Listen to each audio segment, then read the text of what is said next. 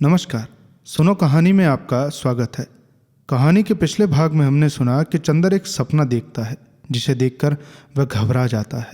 बाद में वह गेसु के यहाँ जाता है, जहाँ जाकर उसे पता चलता है कि सुधा गेसु से मिलने यहाँ आने वाली है। फिर उसके बाद उसे कैलाश का पत्र भी मिलता है जिससे ये पक्का हो जाता है कि सुधा 11 मई को यहाँ आने वाली है। अब आगे। तैयार होकर चंदर जब स्टेशन पहुंचा तो वह जैसे मोहाविष्ट सा था, जैसे वह किसी जादू या टोना पड़ा हुआ सा घूम रहा था। और वह जादू था सुधा के प्यार का पुनरावर्तन। गाड़ी घंटा भर लेट थी। चंदर को एक एक पल काटना मुश्किल हो रहा था। अंत में सिग्नल डाउन हुआ, कुलियों में हलचल मची और चंदर पटरी पर झुककर देखने लगा। सुबह हो गई थी और इंजन दूर पर एक काले दाग सा दिखाई पड़ रहा था। धीरे धीरे वह दाग बड़ा लगा और लंबी सी हरी पूंछ की तरह लहराती हुई ट्रेन आती दिखाई पड़ी। चंदर के मन में आया वो पागल की तरह दौड़कर वहां पहुंच जाए। जिस दिन एक घोर अविश्वासी में विश्वास जाग जाता है, उस दिन वह पागल सा हो उठता है। उसे लग रहा था जैसे इस गाड़ी में सभी डिब्बे खाली हैं, सिर्फ एक डिब्बे में अकेली सुधा होगी, जो आते ही चंदर को अपनी प्यार भरी निगाहों में समेट लेगी। गाड़ी के प्लेटफॉर्म पर आते ही हलचल बढ़ गई। कुलियों की दौड़ धूप, मुसाफिरों की हड़बड़ी, सामान की उठाधरी से प्लेटफॉर्म भर गया। चंदर पागलों सा इस सब भीड़ को चीर कर डिब्बे देखने लगा। एक दफे पूरी गाड़ी का चक्कर लगा गया। कहीं भी सुधा दिखाई नहीं पड़ी, जैसे आंसू से उसका गला रुंधने लगा। क्या आए नहीं ये लोग? किस्मत कितना व्यंग करती है उससे। आज जब वह किसी के चरणों पर अपनी आत्मा उत्सर्ग कर फिर पवित्र होना चाहता था तो सुधा आई ही नहीं। उसने एक चक्कर और लगाया और निराश होकर लौट पड़ा। सहसा सेकंड क्लास के एक छोटे से डिब्बे में से कैलाश ने झांक कर कहा, अरे कपूर। चंदर मुड़ा, देखा कि कैलाश झांक रहा है और एक कुली सामान उतारकर खड़ा है, मगर सुधा नहीं है। जैसे किसी ने झोंके से उसके मन का दीप बुझा दिया। सामान बहुत थोड़ा सा था।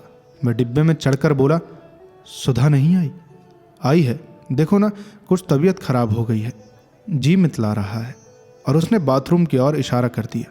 सुधा बाथरूम में बगल में लोटा रखे सिर झुकाए बैठी थी। देखो, देखती हो?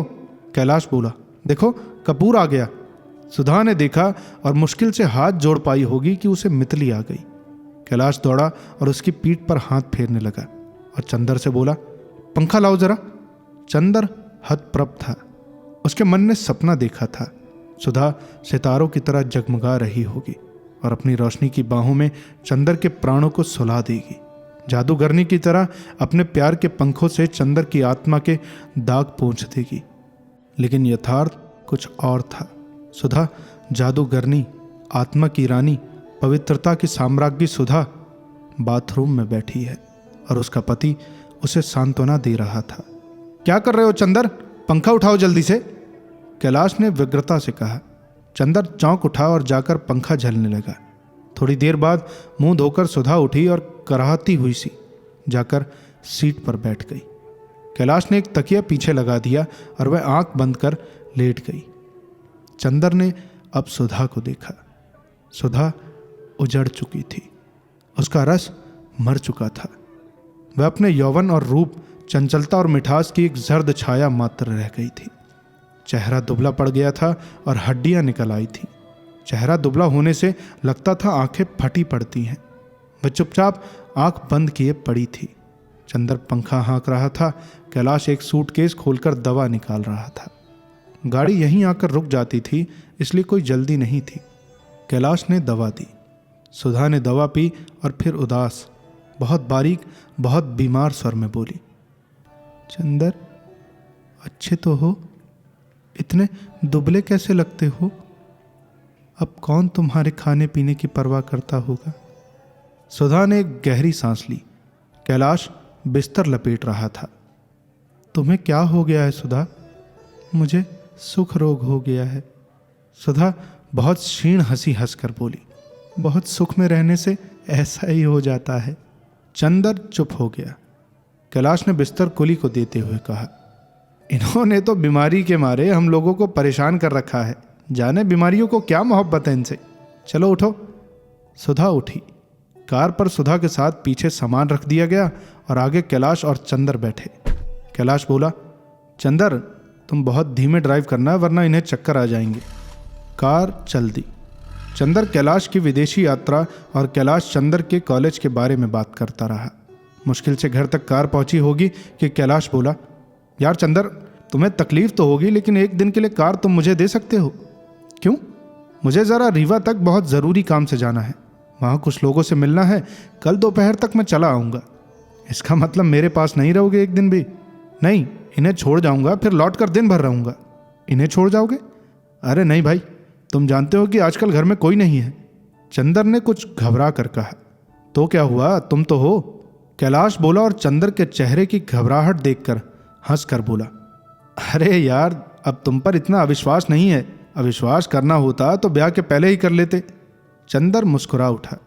कैलाश ने चंदर के कंधे पर हाथ रखकर धीमे से कहा ताकि सुधा सुन न पाए, वैसे चाहे मुझे कुछ भी असंतोष क्यों ना हो, लेकिन इनका चरित्र तो सोने का है, ये मैं खूब परख चुका हूँ।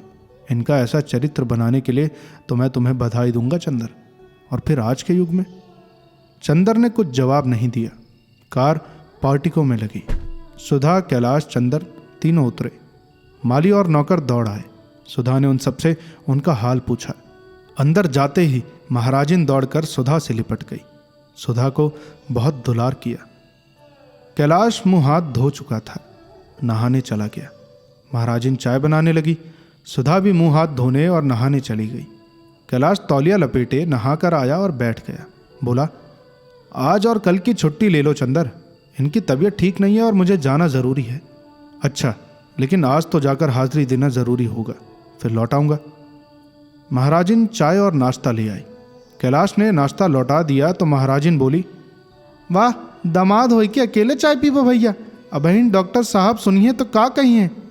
नहीं माँ जी, मेरा पेट ठीक नहीं है, 2 दिन के जागरण से आ रहा हूँ ना, फिर लौट कर खा लूँगा। लो चंदर तुम भी चाय पियो, सुधा को आने दो। चंदर बोला, अरे वो तो पूजा पाठ करके खाएगी। पूजा पाठ? चंदर दंग रह गया। सुधा पूजा पाठ करने लगी? हाँ भाई, तभी तो हमारी माताजी अपनी बहू पर मरती हैं। असल में वो पूजा पाठ करती थी। शुरुआत की इन्होंने पूजा की बर्तन धोने से, और अब तो उनसे भी ज़्यादा पक्की पुजारिन बन गई है। कैलाश ने इधर उधर देखा और बोला, यार ये मत समझना मैं सुधा की शिकायत कर रहा हूँ, लेकिन तुम लोगों ने मुझे ठीक नहीं चुना। क्यों? चंदर कैलाश के व्यवहार पर मुग्ध था। इन जैसी लड़कियों के लिए तुम कोई कवि या कलाकार या भावुक लड़का ढूंढते तो ठीक था। मेरे जैसा व्यवहारिक और नीरस राजनीतिक इनके उपयुक्त नहीं है। घर भर तो इनसे बेहद खुश है। जब से ये गई हैं, माँ और शंकर भैया दोनों ने मुझे नालायक करार दे दिया है। इन्हीं से पूछकर सब करते हैं, लेकिन मैंने जो सोच रखा था वो तो मुझे नहीं मिल पाया। क्यों, क्या बात है भाई? चंदर ने पूछा। गलती बताओ तो हम इन्हें समझाएं। नहीं देखो, गलत मत समझो, मैं यह नहीं कहता कि इनकी गलती है, यह तो गलत चुनाव की बात है। कैलाश बोला, न इसमें मेरा कसूर न इनका। मैं चाहता था कोई लड़की जो मेरे साथ राजनीति का काम करती, मेरी सबलता और दुर्बलता दोनों की संगिनी होती, इसलिए इतनी पढ़ी लिखी लड़की से शादी की। लेकिन इन्हें धर्म और साहित्य से जितनी रुचि है उतनी राजनीति से नहीं, इसलिए मेरे व्यक्तित्व को भी ग्रहण नहीं कर पाई। वैसे मेरी शारीरिक प्यास को इन्होंने चाहे समर्पण किया, वह भी एक बेईमानी से। उससे तन की प्यास भले ही बुझ जाती हो कपूर, लेकिन मन तो प्यासा ही रहता है। बुरा न मानना, मैं बहुत स्पष्ट बातें करता हूँ। खैर, तुमसे छुपाना भी क्या है, और स्वास्थ्य के मामले में तो यह इतनी लापरवाह है कि मैं बहुत दुखी रहता हूँ। इतने में सुधा नहाकर आती हुई दिख पड़ी। कैलाश चुप हो गया। सुधा की ओर देखकर बोला, मेरी अटैची भी ठीक कर दो, मैं अभी चला जाऊं वरना दोपहर में तपना होगा। सुधा चली गई। सुधा के जाते ही कैलाश बोला, भरसक मैं इन्हें दुखी नहीं होने देता। हाँ, अक्सर ये दुखी हो जाती हैं, लेकिन मैं क्या करूं, ये मेरी मजबूरी है। वैसे मैं इन्हें भरसक सुखी रखने का प्रयास करता हूं, और ये भी जायज़ नाजायज़ हर इच्छा के सामने झुक जाती हैं। लेकिन इनके दिल में मेरे लिए कोई जगह नहीं है, वह जो एक पत्नी के मन में होती है। लेकिन खैर, जिंदगी चलती जा रही है, अब तो जैसे हो निभाना ही है। इतने में सुधा आई और बोली, देखिए अटैची सवार दी है, लेकिन एक बार आप भी देख लीजिए। कैलाश उठकर चला गया। चंदर बैठा बैठा सोचने लगा, कैलाश कितना अच्छा है, कितना साफ और स्वच्छ दिल का है, लेकिन सुधा ने अपने को किस तरह मिटा डाला। इतने में सुधा आई और चंदर से बोली, चंदर चलो, वो बुला रहे हैं। चंदर चुपचाप उठा और अंदर गया। कैलाश ने तब तक यात्रा के कपड़े पहन लिए थे। देखते ही बोला, अच्छा चंदर, मैं चलता हूँ, कल शाम तक आ जाने की कोशिश करूँगा। हाँ देखो, इन्हें ज़्यादा घुमाना मत, इनकी सखी को यहाँ बुलवा लो तो और भी अच्छा है। फिर बाहर निकलता हुआ बोला, इनकी जिद थी आने की, वरना इनकी हालत आने लायक नहीं थी। माताजी से मैं ये कह के आया हूँ कि लखनऊ मेडिकल कॉलेज ले जा रहा हूँ। कैलाश कार पर बैठ गया। फिर बोला, देखो चंदर, दवा इन्हें याद से दे देना, वहीं रखी है। कार स्टार्ट हो गई। चंदर लौटा। बरामदे में सुधा खड़ी थी, चुपचाप, बुझी हुई सी। चंदर ने उसकी ओर देखा, उसने चंदर की ओर देखा। फिर दोनों ने निगाहें झुका ली। सुधा वहीं खड़ी रही। चंदर ड्राइंग रूम में जाकर किताबें वगैरह उठा लाया और कॉलेज जाने के लिए निकला। सुधा अब भी बरामदे में खड़ी थी, गुमसुम। चंदर कुछ कहना चाहता था, लेकिन क्या? कुछ था जो न जाने कब से संचित होता आ रहा था, जो वह व्यक्त करना चाहता था, लेकिन सुधा कैसी हो गई है? यह वो सुधा तो नहीं जिसके सामने वह अपने को सदा व्यक्त कर देता था, कभी संकोच नहीं करता था। लेकिन यह सुधा कैसी है?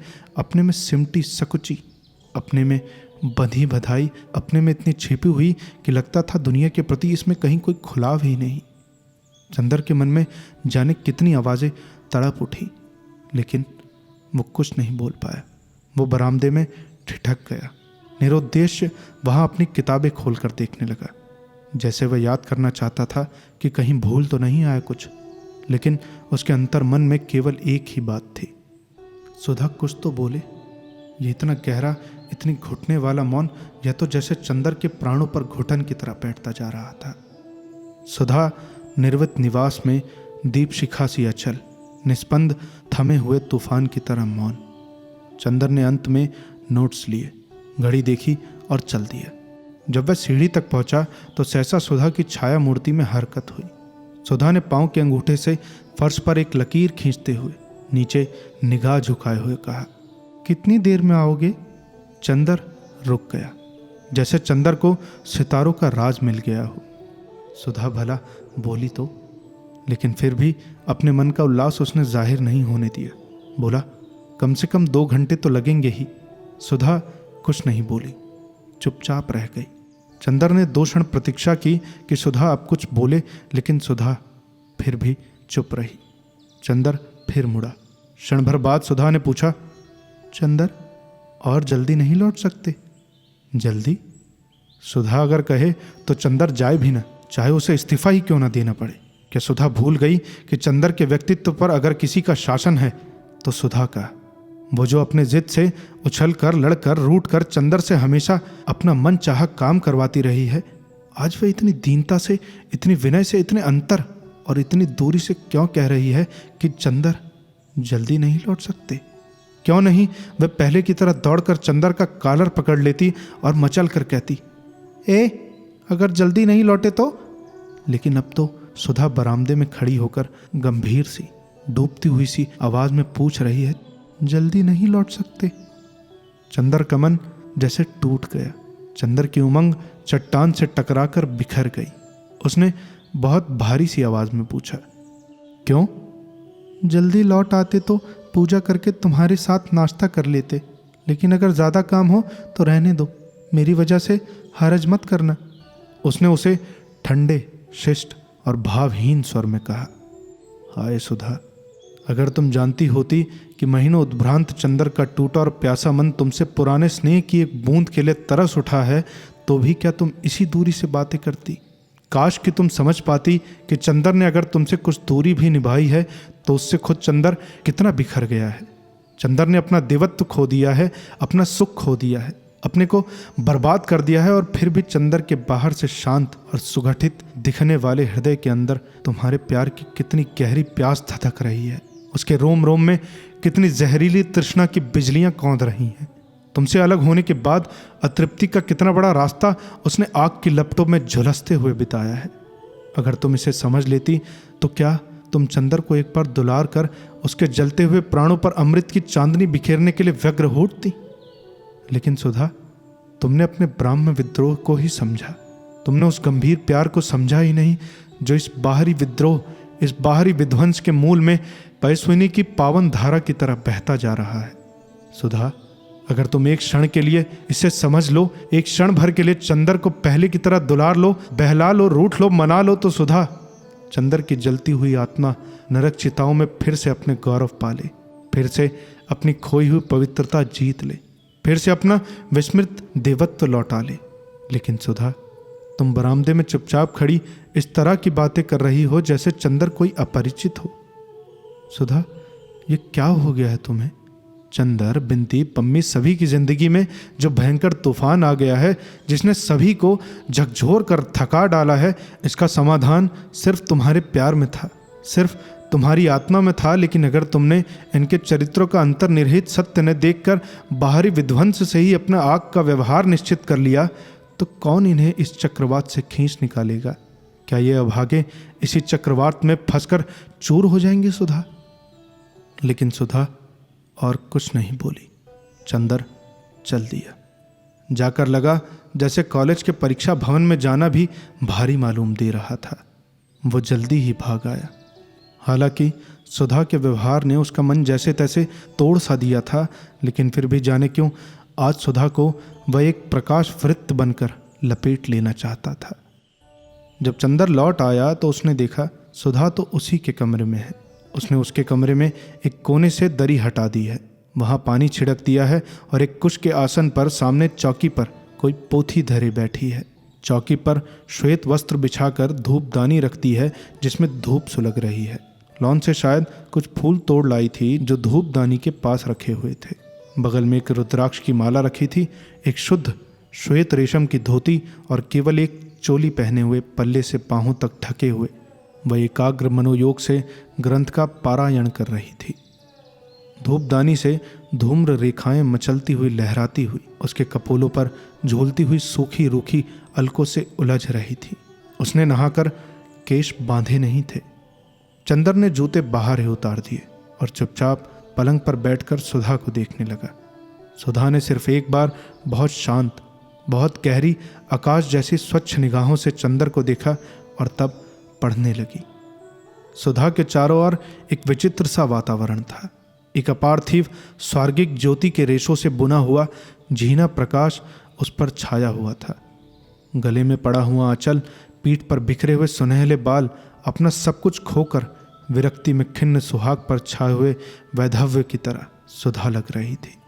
मांग सोनी थी, माथे पर रोली का एक बड़ा सा टीका था और चेहरे पर स्वर्ग के मुरझाए हुए फूलों की घुलती हुई उदासी, जैसे किसी ने चांदनी पर हर श्रृंगार के पीले छींटे दे दिए हो।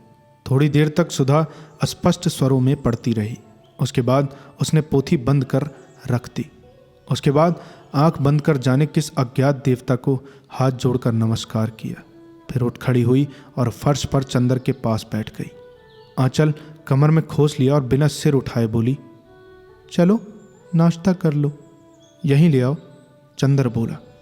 सुधा उठी और नाश्ता ले आई। चंदर ने उठाकर एक टुकड़ा मुंह में रख लिया, लेकिन जब सुधा उसी तरह फर्श पर चुपचाप बैठी रही तो चंदर ने कहा, तुम भी खाओ।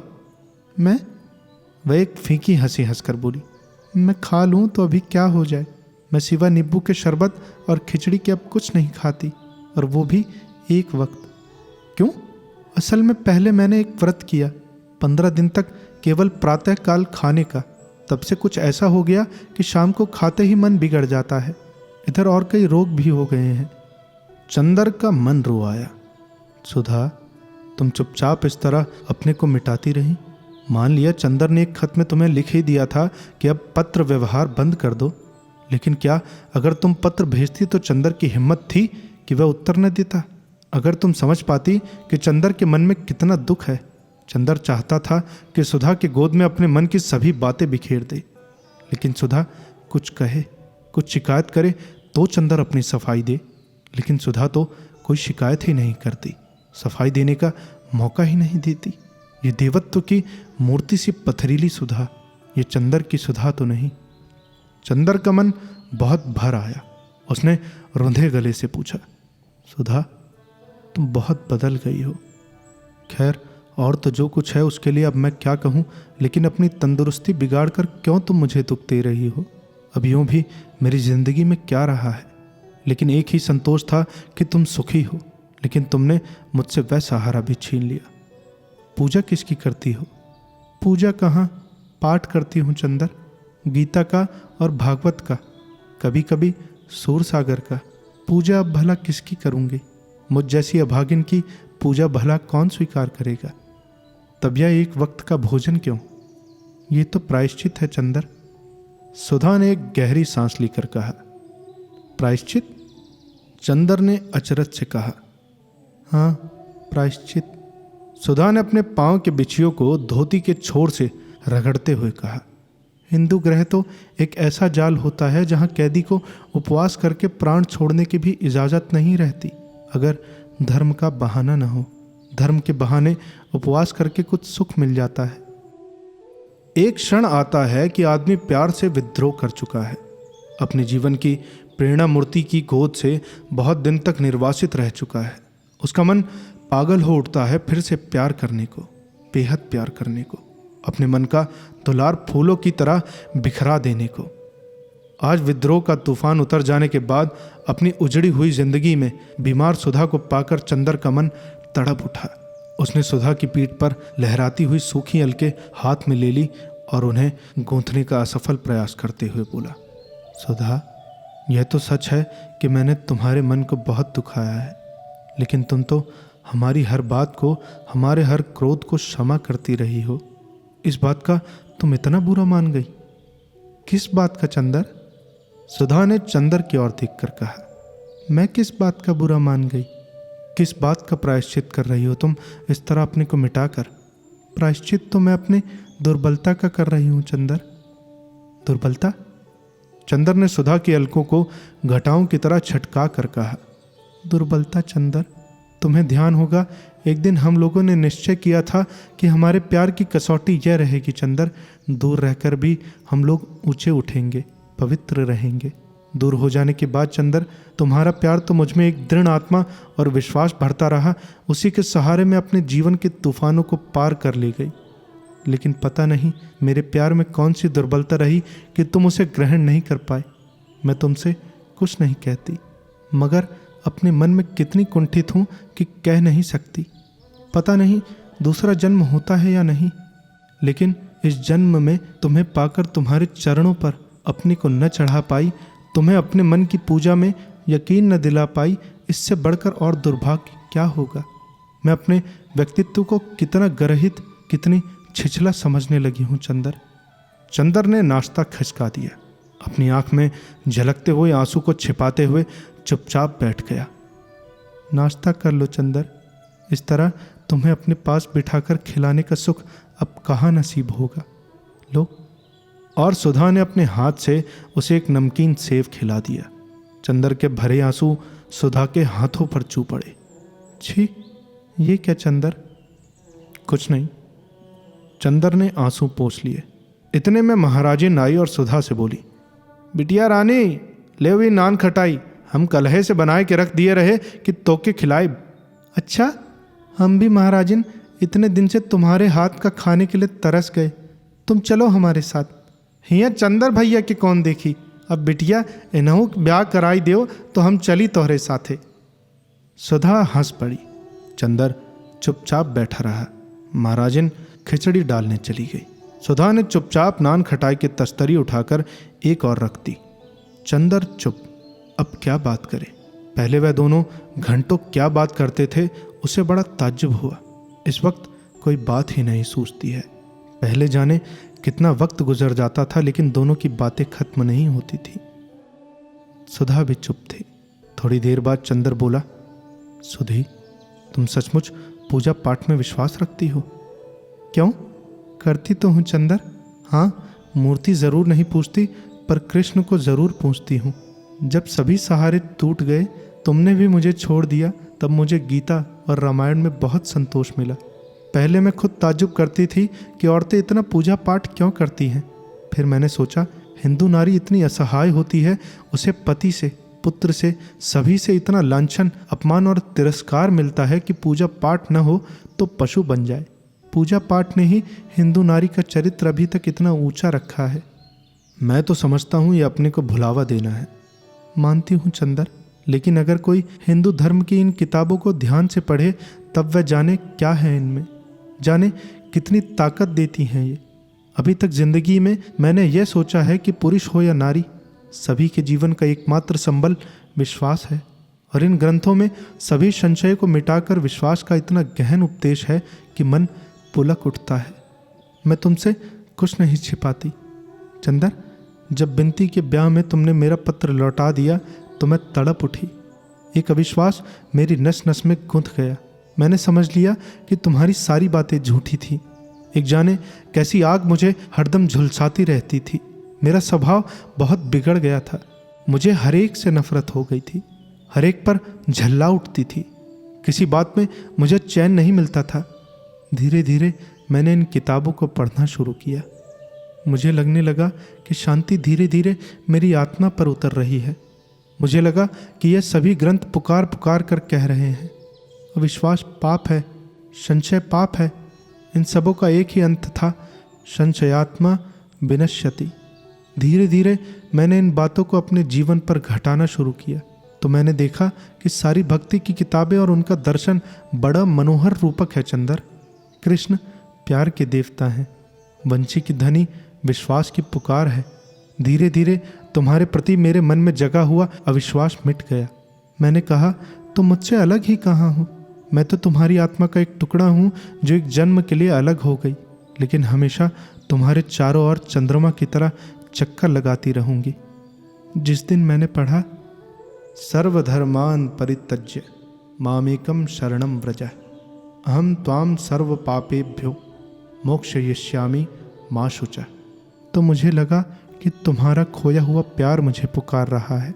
मेरी शरण में चले आओ और सिवा तुम्हारे प्यार के मेरा भगवान और है ही क्या। उसके बाद से चंदर मेरे मन में विश्वास और प्रेम झलक आया अपने जीवन की परिधि में आने वाले हर व्यक्ति के लिए। सभी मुझे बहुत चाहने लगे। लेकिन चंदर, जब बिनती यहाँ से दिल्ली जाते वक्त मेरे साथ गई और उसने सब हाल बताया तो मुझे कितना दुख हुआ, कितनी ग्लानि हुई। तुम्हारे ऊपर नहीं, अपने ऊपर। बातें भावनात्मक स्तर से उठकर बौद्धिक स्तर तक आ चुकी थी। चंदर फौरन बोला, सुधा, ग्लानि की तो कोई बात ही नहीं। कम से कम मैंने जो कुछ किया है उस पर मुझे जरा भी शर्म नहीं। चंदर के स्वर में फिर एक बार गर्व और कड़वाहट सी आ गई थी। मैंने जो कुछ किया है उसे मैं पाप नहीं मानता। तुम्हारे भगवान ने तुम्हें जो कुछ रास्ता दिखलाया वह तुमने किया। मेरे भगवान ने जो रास्ता मुझे दिखलाया वो मैंने किया। तुम जानती ही हो मेरी जिंदगी की पवित्रता तुम थी। तुम्हारी भोली निष्पाप सांसें मेरे सभी गुनाह, मेरी सभी कमजोरियां सुलाती रही हैं। जिस दिन तुम मेरी जिंदगी से चली गई, कुछ दिन तक मैंने अपने को संभाला। इसके बाद मेरी आत्मा का कण कण द्रोह कर उठा। मैंने कहा, स्वर्ग के मालिक, साफ साफ सुनो, तुमने मेरी जिंदगी की पवित्रता को छीन लिया है। मैं तुम्हारे स्वर्ग में वासना की आग धधकाकर उसे नरक से बदतर बना दूंगा। और मैंने होठों के किनारे चुम्बन की लपटें सुलगानी शुरू कर दी। धीरे धीरे महाश्मान के सन्नाटे में करोड़ों वासना की लपटें जहरीले सांपों की तरह फुंफकारने लगी। मेरे मन को इसमें बहुत संतोष मिला, बहुत शांति मिली। यहाँ तक कि बिनती के लिए मैं अपने मन की सारी कटुता भूल गया। मैं कैसे कह दूं कि यह सब गुनाह था? सुधा, अगर ठीक से देखो, गंभीरता से समझो, तो जो कुछ तुम्हारे लिए मेरे मन में था उसी की प्रतिक्रिया वह है जो मेरे मन में पम्मी के लिए है। तुम्हारा दुलार और पम्मी की वासना दोनों एक सिक्के के दो पहलू हैं। अपने पहलू को सही और दूसरे पहलू को गलत क्यों कहती हो? देवता की आरती में जलता हुआ दीपक पवित्र है और उससे निकला हुआ धुआं अपवित्र। दीप शिखा नैतिक है और धूम रेखा अनैतिक। ग्लानि किस बात की सुधा? चंदर ने बहुत आवेश में कहा। छी चंदर, तुम मुझे समझे ही नहीं। मैं नैतिक अनैतिक की बात ही नहीं करती। मेरे भगवान ने, मेरे प्यार ने मुझे अब इस दुनिया में पहुंचा दिया है जो नैतिक अनैतिक से उठकर है। तुमने अपने भगवान से विद्रोह किया, लेकिन उन्होंने तुम्हारी बात पर कोई फैसला भी तो दिया होता। वे इतने दयालु हैं कि कभी मानव के कार्यों पर फैसला ही नहीं देते।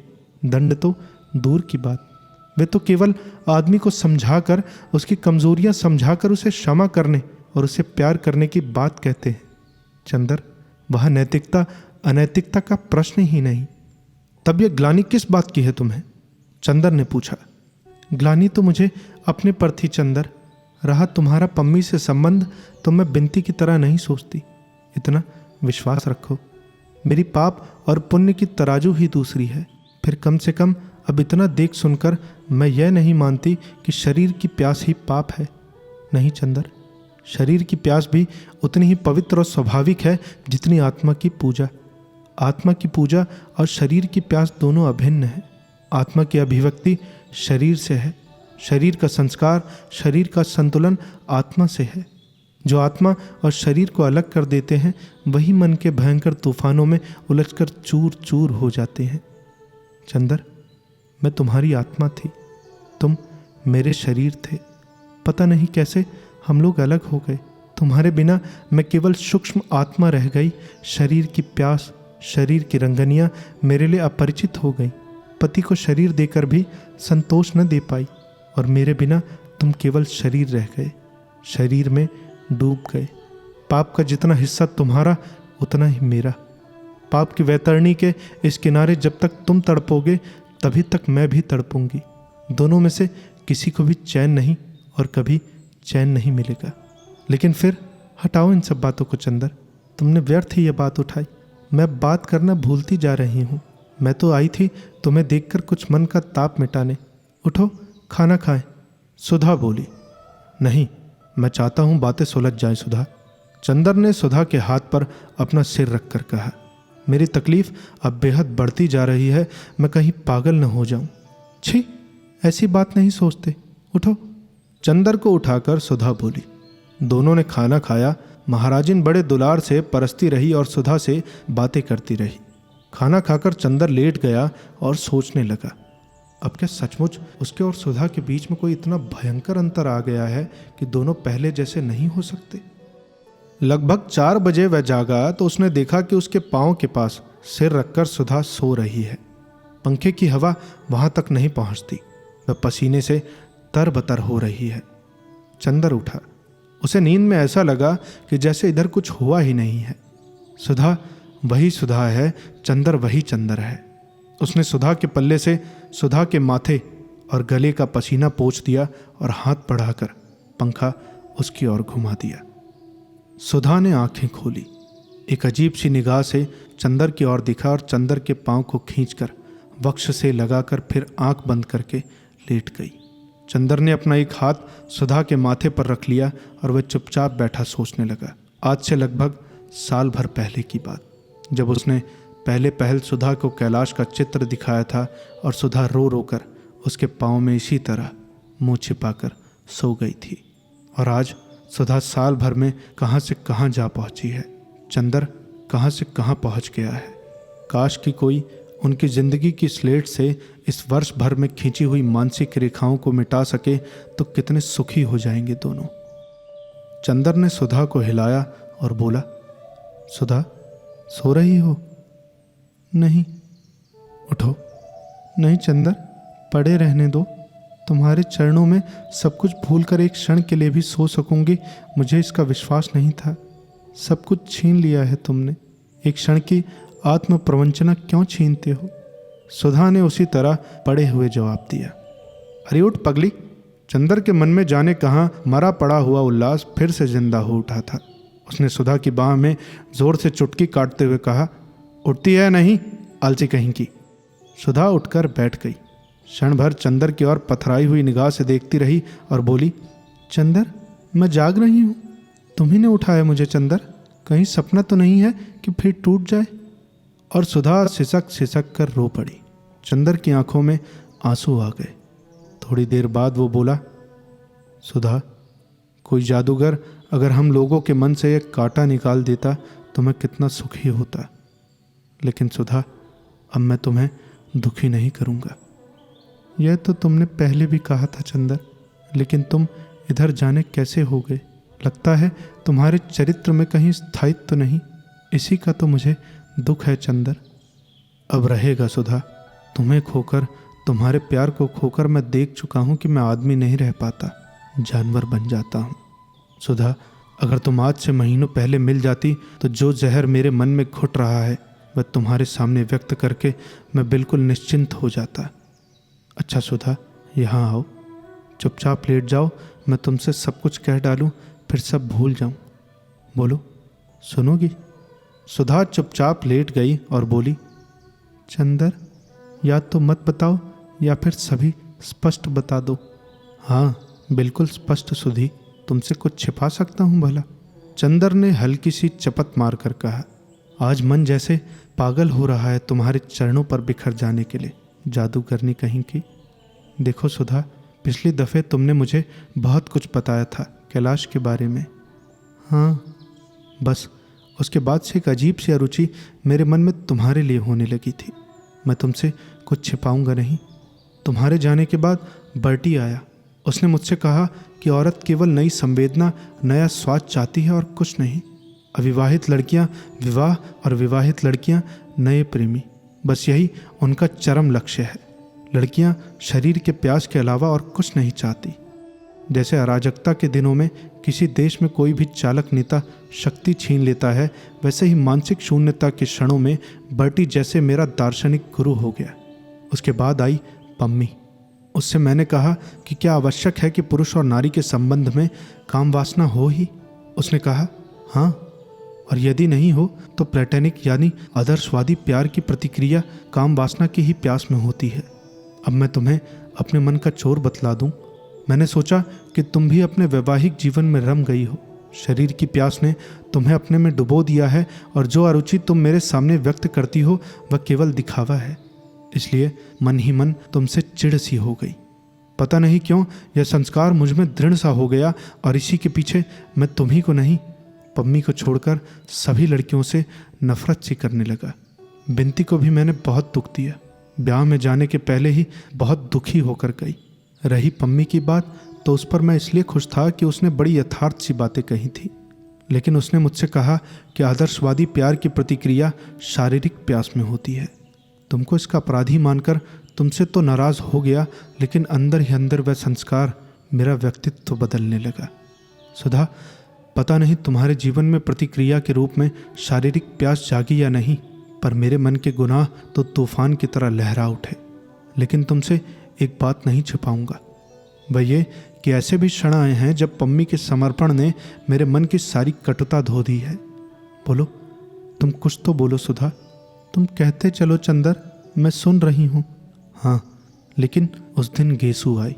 उसने मुझे फिर पुराने दिनों की याद दिला दी और फिर जैसे पम्मी के लिए आकर्षण उखड़ सा गया। अच्छा सुधा, एक बात बताओ, तुम ये मानती हो कि कभी कभी एक व्यक्ति के माध्यम से दूसरे व्यक्ति की भावनाओं की अनुभूति होने लगती है? क्या मतलब? मेरा मतलब, जैसे मुझे गेसू की बातों में उस दिन ऐसा लगा जैसे तुम बोल रही हो।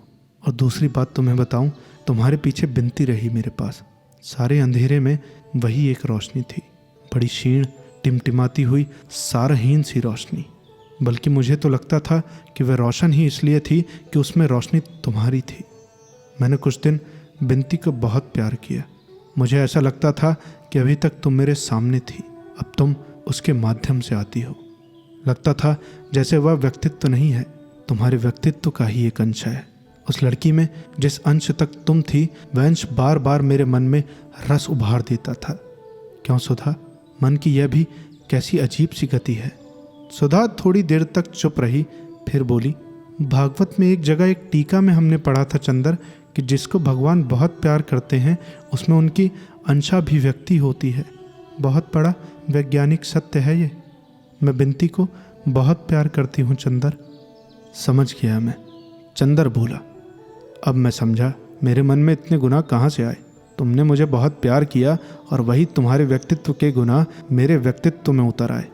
सुधा खिलखिलाकर हंस पड़ी। चंदर के कंधे पर हाथ रखकर बोली, इसी तरह हंसते बोलते रहते तो क्यों यह हाल होता? मन मौजी हो, जब चाहो खुश हो गए, जब चाहो नाराज हो गए। उसके बाद वह उठी और बाहर से एक तश्तरी में कुछ फल काट कर लाई। चंदर ने देखा, आम। अरे आम? अभी कहाँ से आम ले आई? कौन लाया? लखनऊ उतरी थी ना, तो वहाँ से तुम्हारे लिए लेती आई। चंदर ने एक आम की फांक उठाकर खाई और किसी पुरानी घटना की याद दिलाने के लिए आंचल से हाथ पोंछ दिए। सुधा हंस पड़ी और बड़ी दुलार भरी ताड़ना के स्वर में बोली, बोलो, अब तो दिमाग नहीं बिगाड़ोगे अपना। कभी नहीं सुधा, लेकिन पम्मी का क्या होगा? पम्मी से मैं संबंध नहीं तोड़ सकता, व्यवहार चाहे जितना सीमित कर दूं। मैं कब कहती हूँ, मैं तुम्हें कहीं से कभी बांधना ही नहीं चाहती। जानती हूँ कि अगर चाहूँ भी तो कभी अपने मन के बाहु पास ढीले कर तुम्हें चीर मुक्ति तो मैं न दे पाऊंगी, तो भला बंधन ही क्यों बांधूं? पम्मी शाम को आएगी शायद। दरवाज़ा खटका और गेसू ने प्रवेश किया। आकर दौड़कर सुधा से लिपट गई। चंदर उठकर चला आया। चले कहाँ भाईजान, बैठिए ना, ज़रा नहा लूँ तब आता हूँ। चंदर चल दिया। वो इतना खुश था, इतना खुश कि बाथरूम में खूब गाता रहा और नहा चुकने के बाद उसे ख्याल आया कि उसने बनियान उतारी ही नहीं थी। नहाकर कपड़े बदल कर वो आया, तब भी गुनगुना रहा था। कमरे में आया तब देखा गेसू अकेले बैठी है। सुधा कहाँ गई? चंदर ने नाचते हुए स्वर में कहा। शरबत बनाने गई हैं। गेसू ने चुन्नी से सिर ढकते हुए और पाँव को सलवार से ढकते हुए कहा। चंदर इधर उधर बक्से में रुमाल ढूंढने लगा।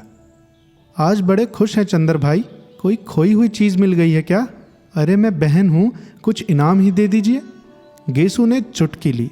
इनाम की क्या बात है, कहो तो वह चीज़ ही तुम्हें दे दूँ। हाँ, कैलाश बाबू के दिल से पूछिए, गेसू बोली। उनके दिल से तुम ही बात कर सकती हो। गेसू ने झेंप कर मुंह फेर लिया। सुधा हाथ में 2 गिलास लिए आई। लो गेसू, पियो। एक गिलास गेसू को देकर बोली, चंदर लो, तुम पियो ना। नहीं, मैं नहीं पीऊँगी, बर्फ़ मुझे नुकसान करेगी, सुधा ने चुपचाप कहा। चंदर को याद आ गया, पहले सुधा चिढ़ कर अपने आप चाय शरबत पी जाती थी, और आज क्या ढूंढ रहे हो चंदर? सुधा बोली, रुमाल कोई मिल ही नहीं रहा। साल भर में रुमाल खो दिए होंगे, मैं तो तुम्हारी आदत जानती हूँ। आज कपड़ा ला दो, कल सुबह रुमाल सी दूँ तुम्हारे लिए।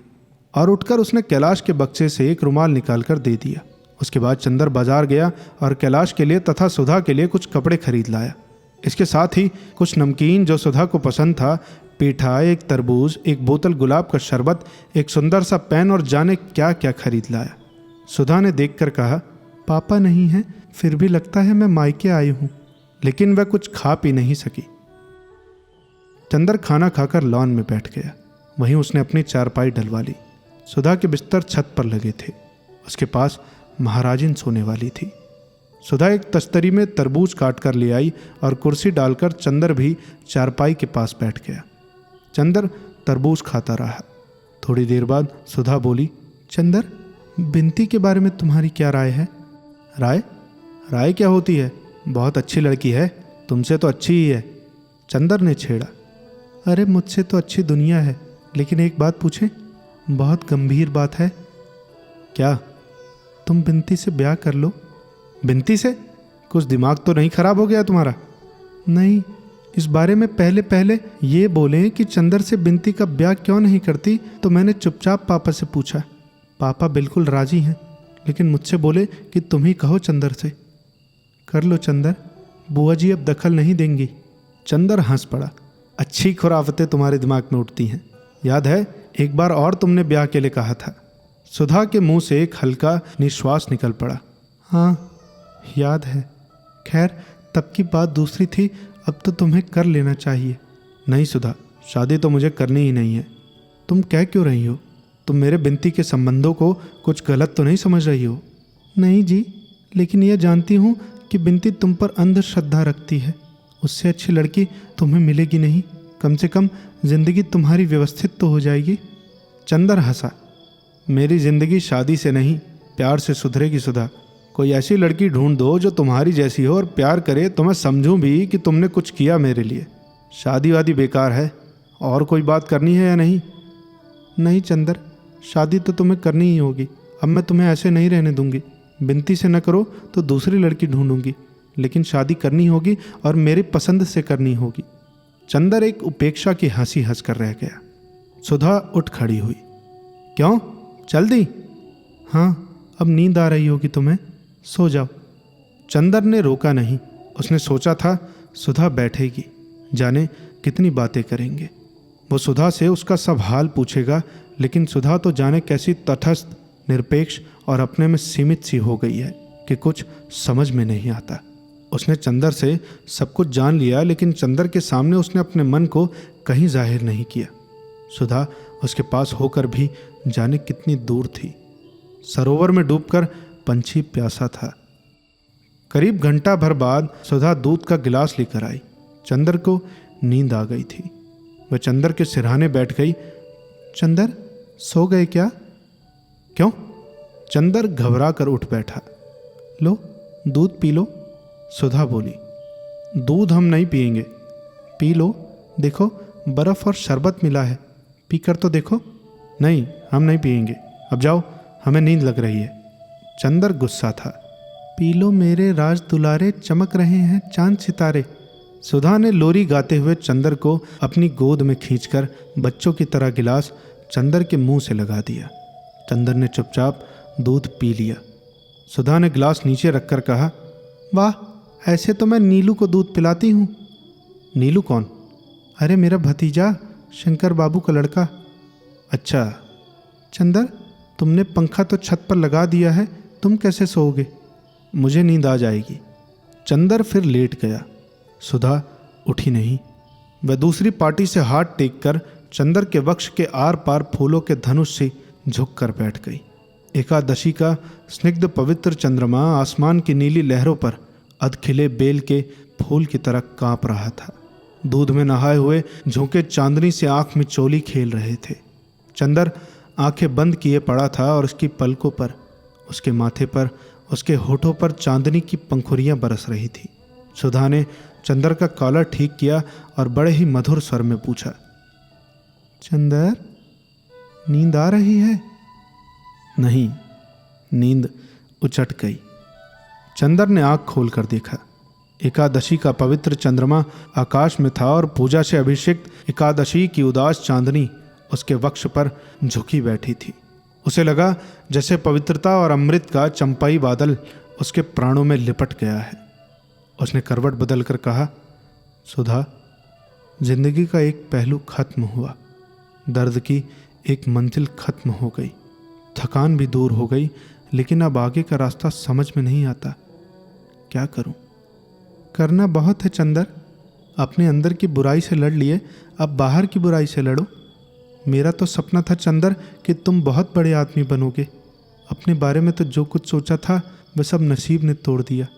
अब तुम्ही को देखकर कुछ संतोष मिलता है। तुम जितने ऊंचे बनोगे उतना ही चैन मिलेगा, वरना मैं तो नरक में भुन रही हूँ।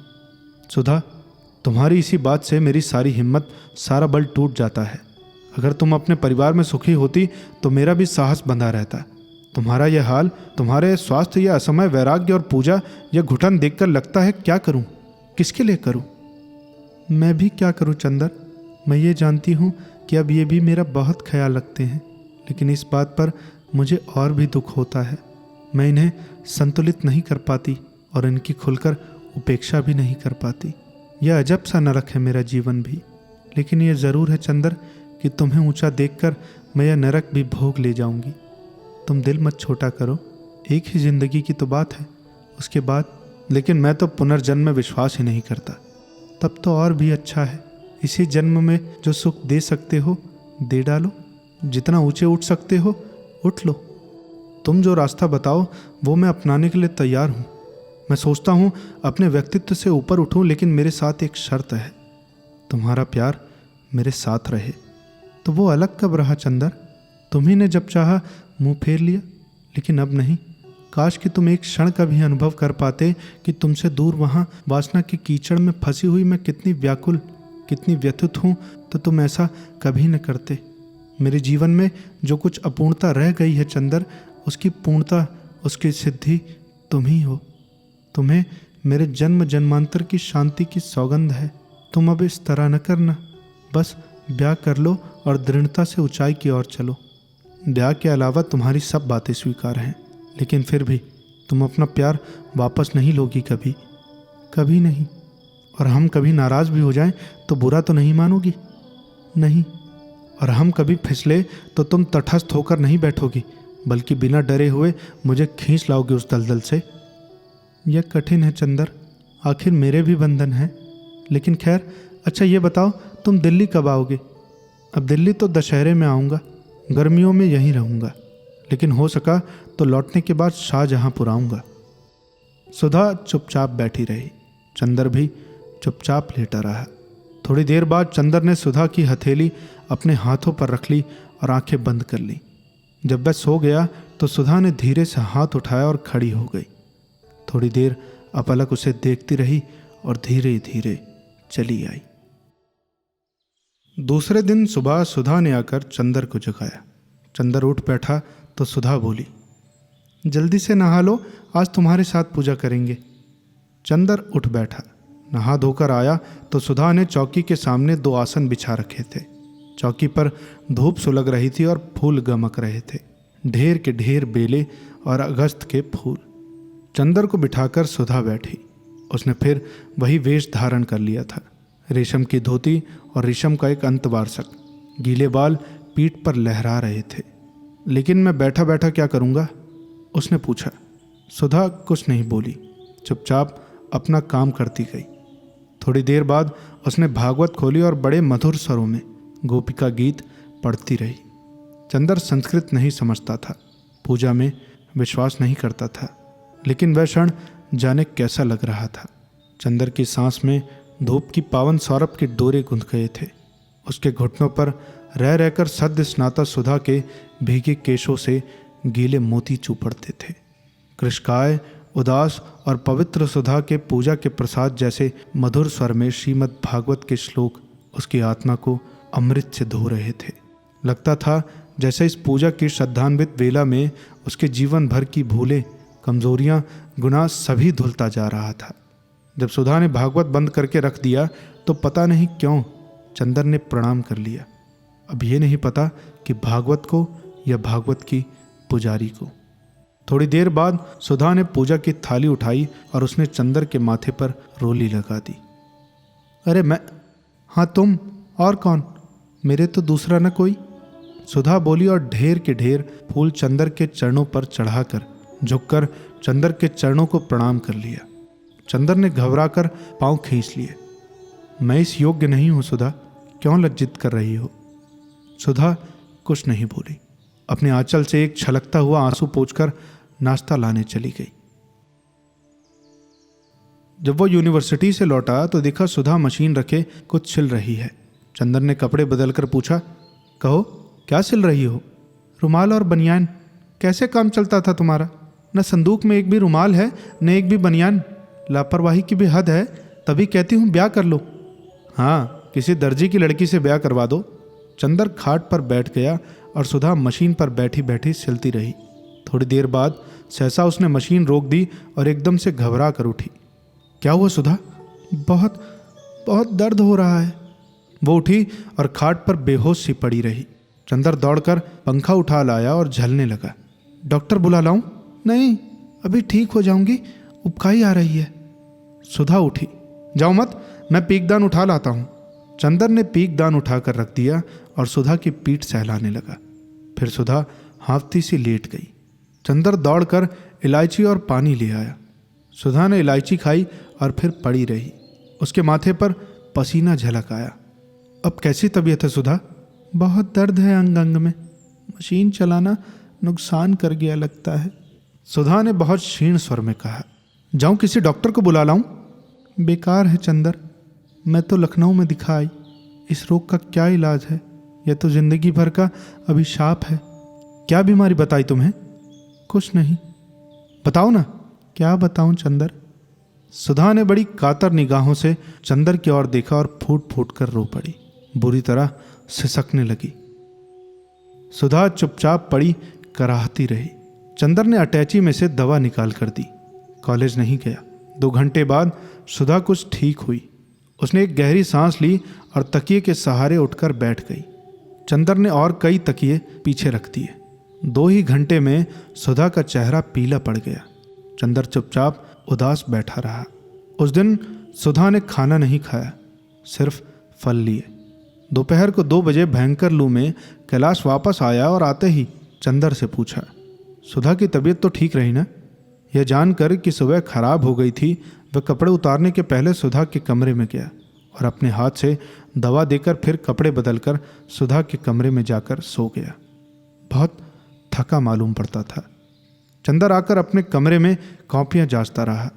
शाम को कामनी, प्रभा तथा कई लड़कियां जिन्हें गेसू ने खबर दे दी थी आई और सुधा और कैलाश को घेरे रही। चंदर उनकी खातिर तवज्जो में लगा रहा।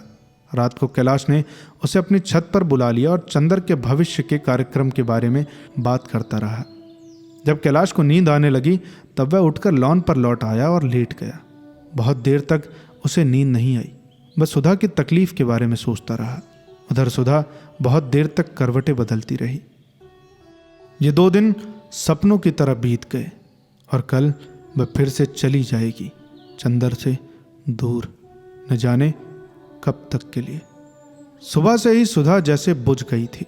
कल तक जो उसमें उल्लास वापस आ गया था वह जैसे कैलाश की छां ने ही ग्रस लिया था। चंदर के कॉलेज का आखिरी दिन था। चंदर कैलाश को ले गया और उसे अपने मित्रों से, प्रोफेसरों से उसका परिचय करा लाया। एक प्रोफेसर जिनकी आदत थी कि वे कांग्रेस सरकार से संबंधित हर व्यक्ति को दावत ज़रूर देते थे, उन्होंने कैलाश को भी दावत दी क्योंकि वह सांस्कृतिक मिशन में जा रहा था। वापस जाने के लिए रात की गाड़ी तय रही। हफ्ते भर बाद ही कैलाश को जाना था, अतः वह ज़्यादा रुक नहीं सकता था। दोपहर का खाना दोनों ने साथ खाया। सुधा महाराजिन का लिहाज करती थी, अतः वह कैलाश के साथ खाने नहीं बैठी। निश्चय हुआ कि अभी से सामान बांध लिया जाए ताकि पार्टी के बाद सीधा स्टेशन जा सके। जब सुधा ने चंदर के लाए हुए कपड़े कैलाश को दिखाए तो उसे बड़ा ताज्जुब हुआ, लेकिन उसने कुछ नहीं कहा। कपड़े रख लिए और चंदर से जाकर बोला, अब जब तुमने लेने देने का व्यवहार ही निभाया है तो यह बता दो तुम बड़े हो या छोटे? क्यों? चंदर ने पूछा। इसलिए कि बड़े हो तो पैर छूकर जाऊं और छोटे हो तो रुपया देकर जाऊं, कैलाश बोला और चंदर हंस पड़ा। घर में दोपहर से ही उदासी छा गई। न चंदर दोपहर को सोया, न कैलाश और न सुधा। शाम की पार्टी में सब लोग गए। वहां से लौट कर आए तो सुधा को लगा कि उसका मन अभी डूब जाएगा। उसे शादी में भी जाना इतना नहीं अखरा था जितना आज अखर रहा था। मोटर पर सामान रखा जा रहा था तो वह खंबे से टिककर खड़ी रो रही थी। महाराजिन एक टोकरी में खाने का सामान बांध रही थी। कैलाश ने देखा तो बोला, रो क्यों रही हो? छोड़ जाए तुम्हें यहीं, चंदर से संभलेगा। सुधा ने आंसू पोंछकर आंखों से डांटा, महाराजिन सुन रही हैं कि नहीं? मोटर तक पहुंचते पहुंचते सुधा फूट फूट कर रो पड़ी और महाराजिन उसे गले से लगाकर आंसू पोंछने लगी। फिर बोली, रोवो न बिटिया, अब छोटे बाबू का ब्याह कर दे तो 2-3 महीना आए के रह जाओ, तो और सास छोड़िए कि ना। सुधा ने कुछ जवाब नहीं दिया और 5 रुपए का नोट महाराजिन के हाथ में थमाकर आ बैठी। ट्रेन प्लेटफॉर्म पर आ गई थी। 2nd क्लास में चंदर ने इन लोगों का बिस्तर लगवा दिया, सीट रिजर्व करवा दी। गाड़ी छूटने में अभी घंटा भर देर थी। सुधा की आंखों में विचित्र सा भाव था। कल तक की दृढ़ता, तेज उल्लास बुझ गया था और अजब सी कातरता आ गई थी। वह चुपचाप बैठी थी। चंदर से जब नहीं देखा गया तो वह उठकर प्लेटफॉर्म पर टहलने लगा। कैलाश भी उतर आया और दोनों बातें करने लगे। सहसा कैलाश ने चंदर के कंधे पर हाथ रखकर कहा, हाँ यार, एक बात बहुत ज़रूरी थी। क्या? इन्होंने तुमसे बिनती के बारे में कुछ कहा? कहा था। तो क्या सोचा तुमने? मैं शादी वादी नहीं करूँगा। यह सब आदर्शवाद मुझे अच्छा नहीं लगता। और फिर उससे शादी करके सच पूछो तो बहुत बड़ी बात करोगे तुम। उस घटना के बाद अब ब्राह्मणों में तो उसे वर मिलने से रहा, और ये कह रही थी कि वो तुम्हें मानती भी बहुत है। हाँ, लेकिन इसका मतलब ये नहीं कि मैं शादी कर लूँ। मुझे अभी बहुत कुछ करना है। अरे जाओ यार, तुम सिवा बातों के कुछ नहीं कर सकते। हो सकता है। चंदर ने बात टाल दी। वह शादी तो नहीं ही करेगा। थोड़ी देर बाद चंदर ने पूछा, इन्हें दिल्ली कब भेजोगे? अभी तो जिस दिन मैं जाऊंगा उस दिन ये दिल्ली मेरे साथ जाएंगी, लेकिन दूसरे दिन शाहजहांपुर लौट जाएंगी। क्यों? अभी माँ बहुत बिगड़ी हुई हैं, वो इन्हें आने थोड़ी ही देती थी। वो तो लखनऊ के बहाने में इन्हें ले आया। तुम शंकर भैया से कभी जिक्र मत करना। अब दिल्ली तो इसलिए चली जाएं कि मैं 2-3 महीने बाद लौटूंगा। फिर शायद सितंबर अक्टूबर में ये 3-4 महीने के लिए दिल्ली जाएंगी। You know she is carried. हाँ, अच्छा, हाँ यही तो बात है, पहला मौका है ना। दोनों लौटकर कंपार्टमेंट में बैठ गए। सुधा बोली, तो सितंबर में आओगे ना चंदर? हाँ हाँ ज़रूर से, फिर उस वक्त कोई बहाना न बना देना। ज़रूर आऊँगा। कैलाश उतरकर कुछ लेने गया तो सुधा ने अपनी आंखों से आंसू पोंछकर झुककर चंदर के पांव छू लिए और रोकर बोली, चंदर अब बहुत टूट चुकी हूँ, अब हाथ न खींच लेना। उसका गला रूंध गया। चंदर ने सुधा के हाथों को अपने हाथ में ले लिया और कुछ भी नहीं बोला। सुधा थोड़ी देर चुप रही, फिर बोली, चंदर चुप क्यों हो? अब तो नफरत नहीं करोगे? मैं बहुत अभागी हूँ देवता, तुमने क्या बनाया था और अब क्या हो गई। देखो अब चिट्ठी लिखते रहना, नहीं तो सहारा टूट जाता है। और फिर वह रो पड़ी। कैलाश कुछ किताबें और पत्रिकाएं खरीदकर वापस आ गया। दोनों बैठकर बातें करते रहे। यह निश्चित हुआ कि जब कैलाश लौटेगा तो बजाय बम्बई से सीधे दिल्ली जाने के वह प्रयाग से होता हुआ जाएगा। गाड़ी चली तो चंदर ने कैलाश को बहुत प्यार से गले लगा लिया। जब तक गाड़ी प्लेटफॉर्म के अंदर रही, सुधा सिर निकाले झांकती रही। प्लेटफॉर्म के बाहर भी पीली चांदनी में सुधा का फहराता हुआ आंचल दिखता रहा।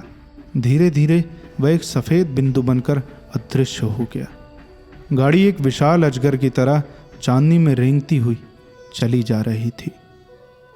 अब आगे की कहानी सुनने के लिए बने रहिए हमारे चैनल सुनो कहानी के साथ और कमेंट कीजिए उन किताबों के नाम जो आप सुनना चाहते हैं। मिलते हैं आपसे अगले भाग में।